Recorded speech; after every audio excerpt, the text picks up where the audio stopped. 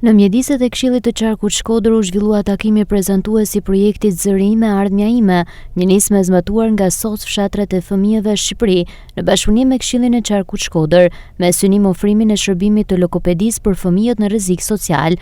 Takimi mblolli përfaqësues të institucioneve vendore, profesionistë të fushës sociale dhe arsimore si dhe aktorë të tjerë. Duke ofruar shërbimet e specializuara të terapisë të folurit dhe mbështetje zhvillimore për fëmijët në situatë vulnerabël, projekti përgjigjet një nevojë reale që prek shumë familje në qarkun tonë. Për ne vlera e kësaj nisme qëndron në modelin e bashkëpunimit dhe mënyrën që ajo përfaqëson. Kur institucionet publike dhe organizatat me përvojë bëhen së bashku, krijohen mundësi për të ndërtuar shërbime më cilësore, më të aksesueshme dhe më të qëndrueshme për komunitetin tonë. Pikërisht ky është modeli që duam të promovojmë, një model partneriteti, ku çdo institucion kontribon me përgjegjësi dhe ekspertizën e tij në funksion të interesit publik.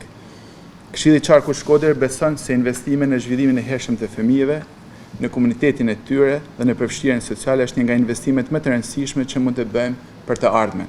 Çdo fëmijë meriton mundësi të zhvillojë potencialin e tij pa u kufizuar nga mungesa e shërbimeve apo mbështetja e nevojshme. Jemi të bindur se ky projekt do të sjellë rezultate konkrete dhe do të krijojë një praktikë të mirë e cila mund të shërbejë si model për ndërhyrje të tjera në të ardhmen.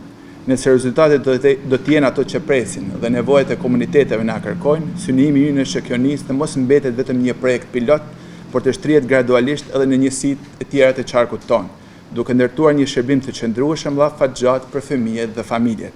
Në përfundim dëshiroj të ritheksoj angazhimin e Këshillit të Qarkut Shkodër për të mbështetur çdo iniciativë që vendos në qendër mirëqenien e fëmijëve, forcimin e familjes dhe zhvillimin e shërbimeve sociale. Ta shfrytëzojnë këtë mundësi art pa pagesë, me gjithë përkushtimin e profesionalistëve të dedikuar për këtë qëllim, në mënyrë që fëmijët ta korrigjojnë atë defekt që kanë në të folur, sepse shpesh herë marrin si llastim, por duhet vlerësu ashtu siç është.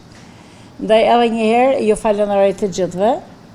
Qarku në mënyrë të veçantë për mbështetjen që i keni dhënë projektit. Projekti parashikon jo vetëm zhvillimin e seancave lokopedike, por edhe përfshirjen aktive të prindërve dhe kujdestarëve përmes sesioneve informuese dhe materialeve mbështetëse, me qëllim forcimin e rolit të familjes në procesin e zhvillimit komunikues të fëmijës. Deri në dhjetor të vitit 2026 do të jenë për 15 përfituesa, të gjithë do të jenë fëmijë që vinë nga familje që jetojnë situata vulnerabël, në vështirësi ekonomike, në pamundësi për ta marrë këtë shërbim nga ofruesit privat dhe janë të gjithë fëmijë që trajtohen me shërbime, vinë nga familje që marrin shërbime nga projekti fuqizimit familjes. Jam shumë e lumtur personalisht, por edhe si institucion që shoh edhe Këshilli i Qarkut qoftë edhe fondet apo buxhetin që merr nga shërbimi social shtetënor e shpërndan në territor në këtë mënyrë aty ku ka vërtet shumë nevojë.